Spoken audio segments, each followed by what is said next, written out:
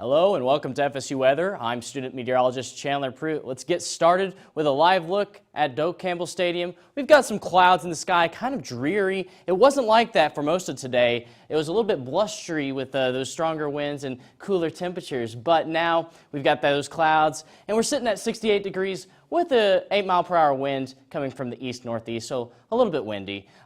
We have a current local radar showing a few showers to our north, but for the most part, we see smoke plumes to our south, actually, and that's something that we'll get to talk about a little more about wildfire safety and wildfire out in Texas. But tonight, 54 degrees, partly cloudy, and then tomorrow's temperature is getting up to 69, but showers, so probably need to enjoy the weather tonight because you'll be inside probably tomorrow. But headlines, a rainy start to March, wildfires in the Texas Panhandle, and what could be the bird of the week. All that and more on FSU Weather, which starts now.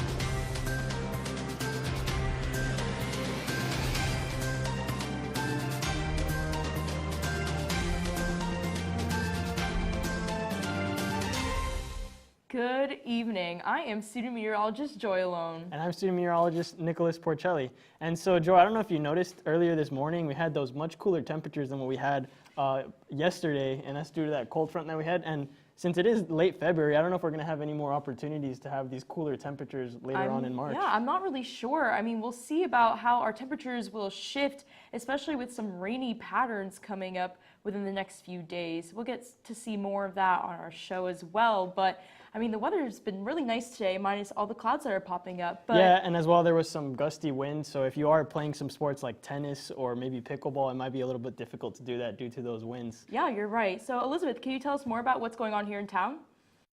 Yeah, so right now in town, of course, we're seeing those cloudy skies over Doak Campbell Stadium right now. Lots of that gray going on, and normally this time we'll be able to see a pretty sunset. Unfortunately, that is not the case. For tonight, it is 68 outside right now with east-northeasterly winds at 8 miles per hour, and across the rest of the area, sitting generally the same, mid to upper 60s for at least our Florida counties. A little cooler as you get into southern Georgia here, 62 in Bay Bridge and in Thomasville right now. And those dew points are kind of all over the place. We're sitting pretty dry in the western portion, the western part of the Big Bend, but we're sitting more moist as we head into the eastern part right now. So we're seeing some of our feels like temperatures a little bit warmer, especially in this eastern part of the county. It feels like 67 right now in Perry and 63 in Valdosta. So with that moisture, we'll see our heat indices feeling a little bit warmer, but we are pretty much about average. Our high temperature was what we should be seeing, and our low was just a little bit warmer, but nothing to be concerned about. It wasn't too far off from our average, and our radar is also looking pretty clear as well. We have a few showers that are starting to build in just north of us, but these here is not rain. Those are birds that are in the Apalachicola National Forest right now, but we won't be staying dry for long. We'll see those clouds linger in overnight, and then we'll see those showers start to come through as we head into Friday morning. And so probably the heaviest rain will be in the Friday morning, and then just a few spotty showers, at least for Tallahassee, and more heavier rain will move into south and central Georgia as we head into tomorrow afternoon and into the evening. But before that rain comes, beautiful night tonight, except for those clouds. It'll be 54 as our low with a south-southwesterly wind at 5 miles per hour. The rest of the area also looks great, mid-50s for our temperatures for the night with those clouds lingering on. And tomorrow staying relatively cool as we see that rain move through the area. Mid to upper 60s with 70 will be our hot spot, or excuse me, 74 down in Perry, since they won't be seeing as much rain as the rest of the area will be seeing. And that rain generally will be all right as we head into the very morning hours, but then we'll be able to increase our rain chances as we head into the rest of the day. And our week ahead, once we see that rain move out of the area, Monday will be our best day to do anything outside, with our highs starting to reach into the 80s, which as we head into the beginning of March and into spring, that is what we like to see. But we might see some more rain heading into the rest of the week next week. So Josh, the rest of Florida, will they be seeing this rain too? Honestly, they will be. In fact, we'll be seeing a similar pattern as well going into the weekend. But anyhow, so as you see, right now across the state, it's cloudy with temperatures mainly in the mid to upper 60s and lower 70s. Although some exceptions would be Miami at 76 and Tampa at 77. Those are actually feeling nice and spring-like. Now, as you see, we're seeing quite a difference in temperatures. Jacksonville at 57, Key West at 77. That's very drastic, and that's mainly because we also have a warm front that's across the state at this time. Right now, we can see this because if we place about the cold front, you can see the difference in dew points is showing where the warm front is. And as you'll see, that warm front is going to continue to work its way upward into the southeast, as we'll talk about later on in the show. But we will see the humidity just rising. So not the best time to go outside, but it will be very nice to stay inside and study it, because I know we all have those midterms, or we just had them. Either study for your midterms or just enjoy a nice bowl of soup by the TV and watching a movie. We do have some rain going into northern Brevard, southern Volusia County, but it's going to be a lighter to light moderate rain. Nothing to worry about too much.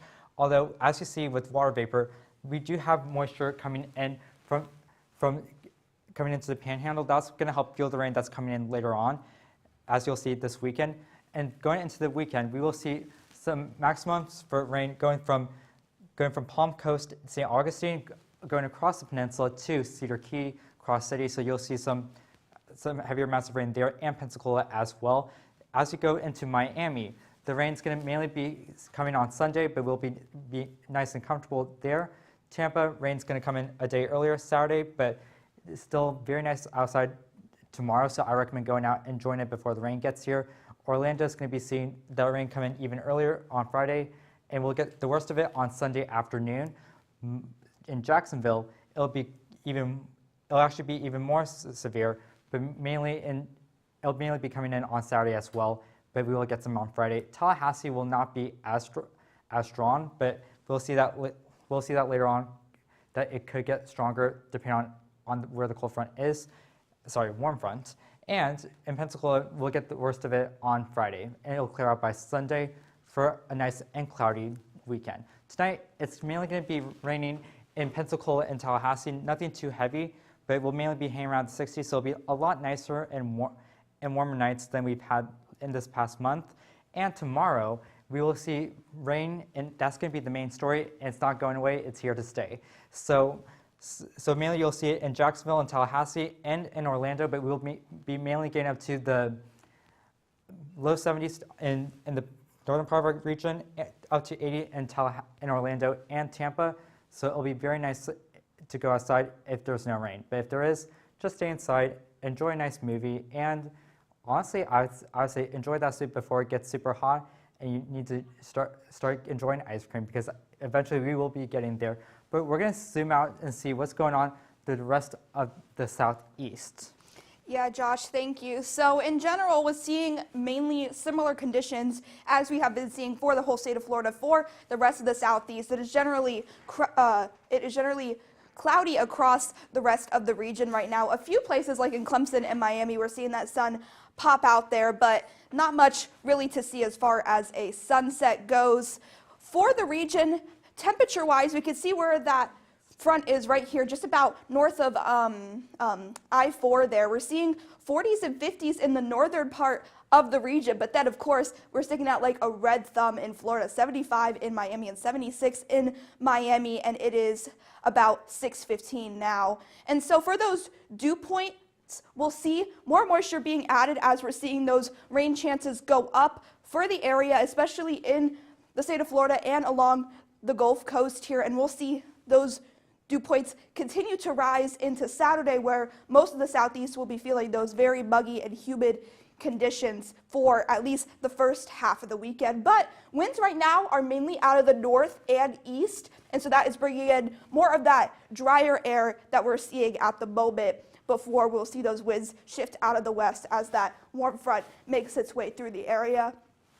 Rain right now, generally light rains across the southeast. We do have some stronger thunderstorms out to our west here, heading over central Oklahoma, but that is not going to be a bother to us right now, just those light showers. And so for that reason, we did have a non-severe thunderstorm threat for Shreveport, New Orleans, and Jackson, and the eastern part of Texas. And for tomorrow, we'll have another non-severe thunderstorm threat for just north of I-4 and into Georgia, Alabama, and Mississippi. And on Saturday, we will move that threat just a little bit south along the east coast of Florida there, but nothing to be concerned as far as severe weather goes. So we'll see those heavier storms mainly move through the more central part of the southeast into Georgia and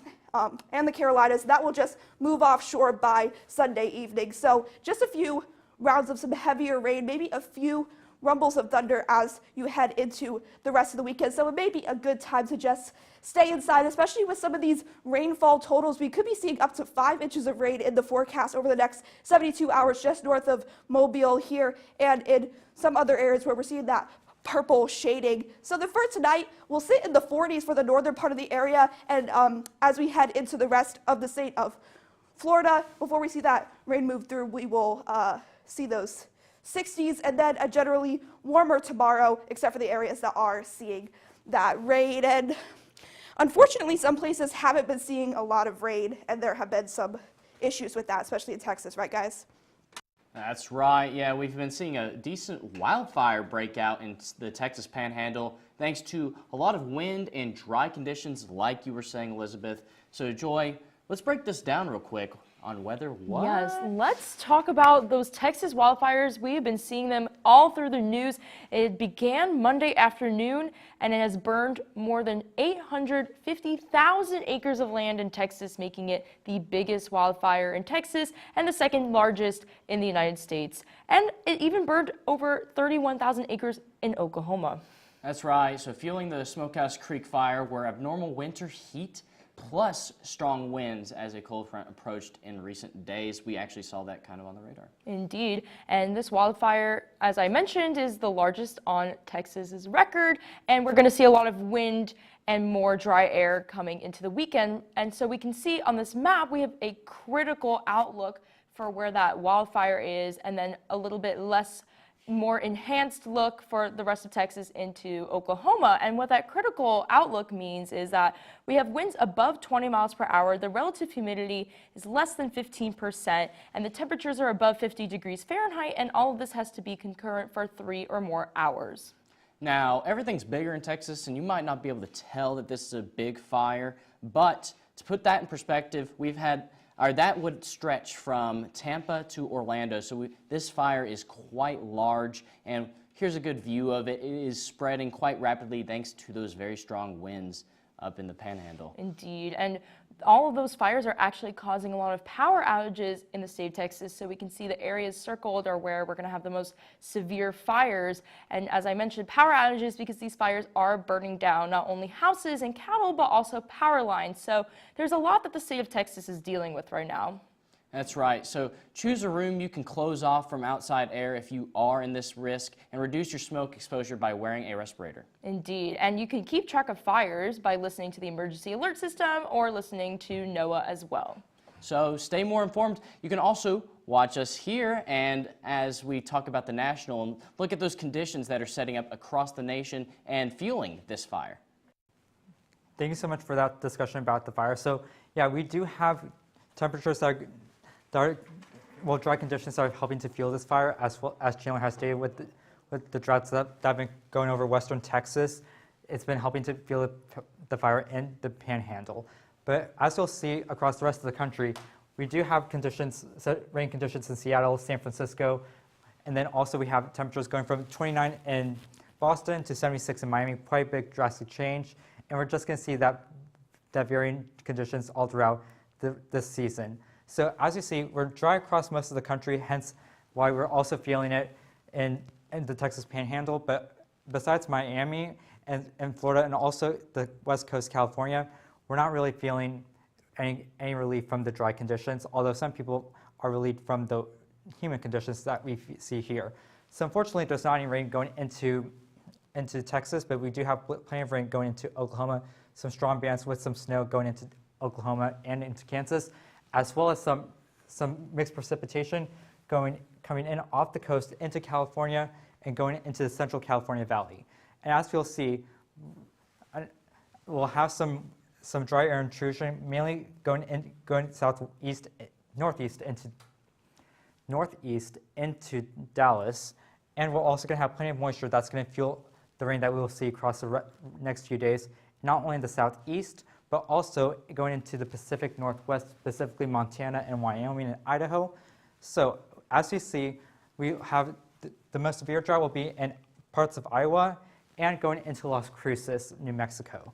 So we'll also see that through the next few days, we'll have rainfall mainly centralized in central California, and also and that's where we'll see the strongest rainfall. As you zoom in, we'll see not only just rainfall, but it'll be mixed precipitation such as snow, sleet.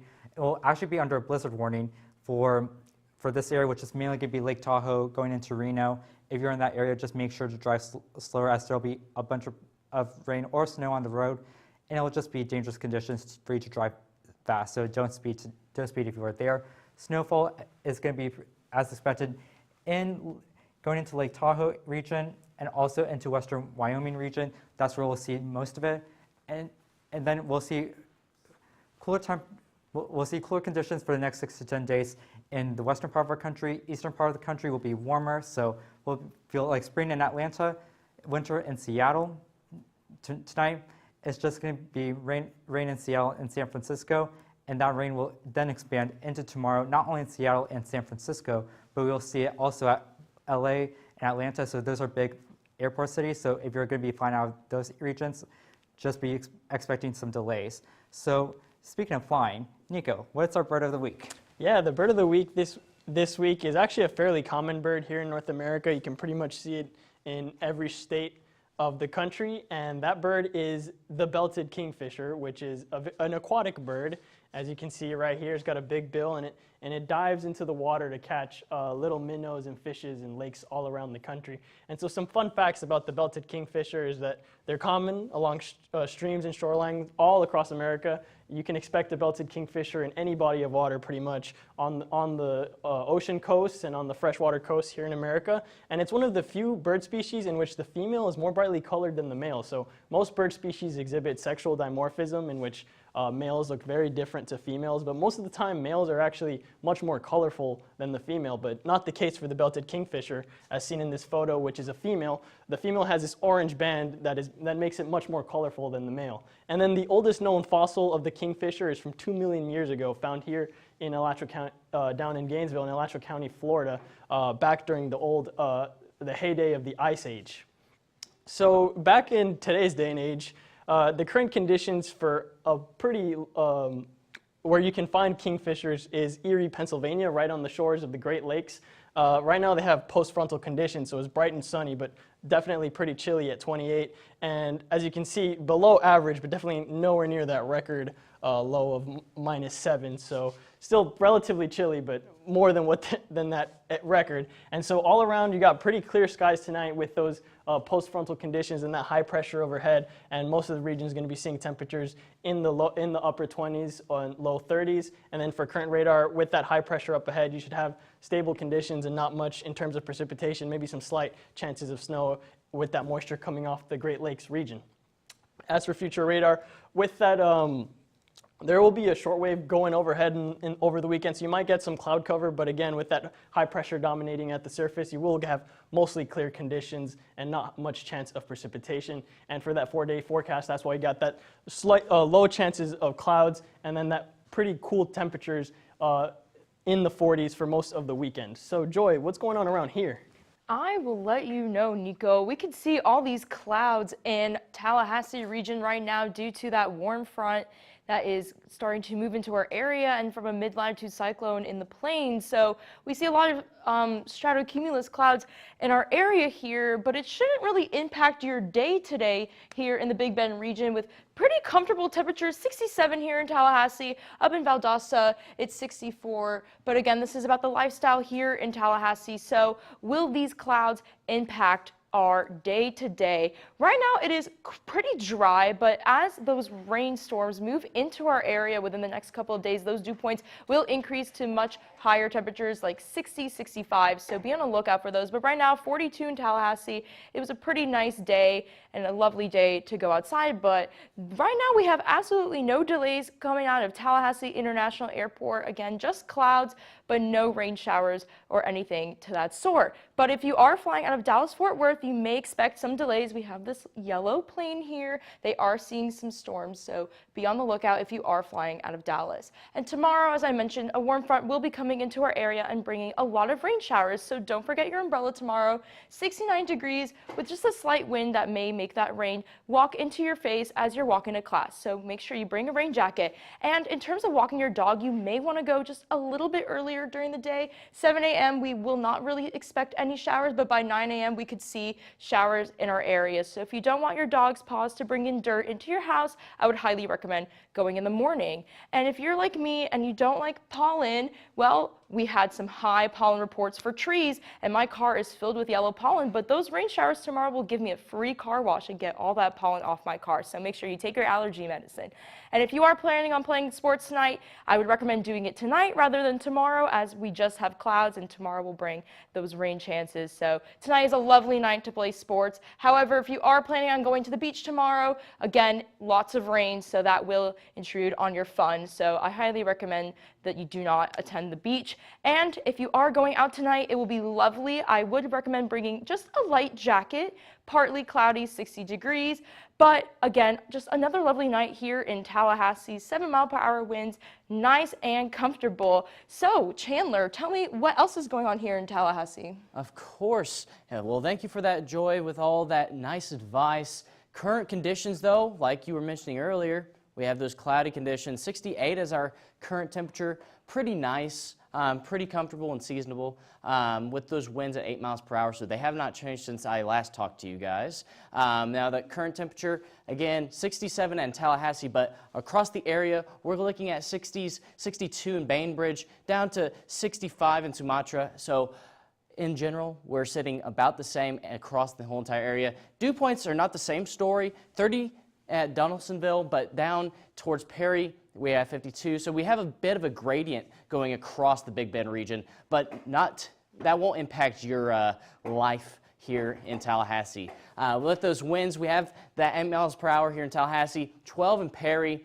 So overall, it's pretty windy conditions across the Big Bend, but not so much so that it would disrupt your evening. Current radar, again, we're not looking at any showers. We have some smoke down in Apalachicola National Forest from some wildfires that are burning, maybe controlled burns actually, need to fact check that. But as far as the next 24 hours, those fires will be put out as we see some rain move into the area and really disrupt your day going into the evening commute. So that is something to keep in mind whenever you're making your plans tomorrow.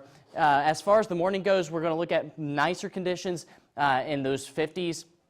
But then once we go into noon, we're looking at 60s, and those rain chances really start to increase. So that is something to note if you are making plans for tomorrow, especially if you're trying to go out into town tomorrow evening. As for tomorrow's drive forecast, if you're trying to drive to lunch, or you have a later morning commute, or you're trying to get out of office early, well, we're looking at a little bit rainier conditions closer to 3 p.m., but your morning commute should be fine, and your lunch commute should be okay as well, but we are looking at those 60% chance of rain. As for tonight's basketball game, women's basketball game, we have 41 degrees and partly cloudy skies, so pretty enjoyable conditions in Louisville, Kentucky if you made the trip out there. As for men's tennis versus Louisville, 65% chance of rain, so with 46 degrees, so it's not going to be as delightful tomorrow. And keeping in that same vein, we're looking at beach volleyball forecast. Also pretty rainy and stormy, but that is more so on March 2nd, so a little bit ways out from now. But again, we're going to be pretty stormy. 74 degrees is our high, though, at 4 p.m. As for tonight's forecast, though, we're going to get down into the 50s across the area, maybe a little bit closer to 60 along the coast, but overall pretty enjoyable conditions, pretty seasonable as well. As for your weekday forecast, we're going to see some beautiful conditions come into the weekend, but tomorrow we have 71 degrees, 60% chance of rain, so you probably want to stay inside for part of tomorrow. As for Saturday, we're looking at, again, those showers sticking around, maybe some severe weather. Not really actually severe. We talked about that already, but at least maybe some thunder. So we'll look at that probably on Saturday, and then we'll warm up some more going into Sunday and Monday, but at least the rain chances peel off, so we'll be able to enjoy our Sunday. It will be nice and sunny, and Monday will be enjoyable as well. But to recap what we talked about today, let's go back to the desk with Elizabeth and Josh. Thanks, Chandler. I was actually really interested because I didn't really know what was going on with the wildfires out in Texas, but now that I've learned about it, I'm hoping that everyone over there is staying safe and making it through just fine. Yeah, it's very sad, the conditions that are going on over there with the dry air. That's definitely fueling those fires, which is important to make sure that you're listening to your local officials, especially burn bans. If they're telling you do not do any bonfires, it could be for a good reason, because something like this could happen. But locally, we'll see some rain come in this weekend, and then by the beginning of next week, we're seeing 80s in our forecast. Yeah, that's really interesting. I know we're getting into spring weather because now we're also starting to spring showers again. It's pop back up on Tuesday, Wednesday, and Thursday. So yeah, we're going to start feeling not only the increased temperatures, but we're going to also see the increased rain chances. Yes, of course. Well, thanks for watching. Make sure to follow us on Twitter at twitter.com/FSU weather. Like us on Facebook at facebook.com/FSU weather. And make sure that you're watching us live on YouTube every night at 6 p.m., which you should be doing right now at youtube.com/FSU weather. And follow us on Instagram at FSU weather. Yeah, but we also have a TikTok at FSU weather there as well to see some behind the scenes content with some of our talent on the air. So yeah, thanks for joining us tonight.